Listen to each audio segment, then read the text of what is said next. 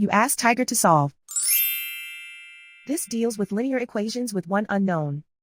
The final result is x equals 15. Let's solve it step by step. Simplify the expression. Expand the parentheses. Simplify the arithmetic. Group like terms. Combine like terms. Group all constants on the right side of the equation. Subtract 40 from both sides. Simplify the arithmetic.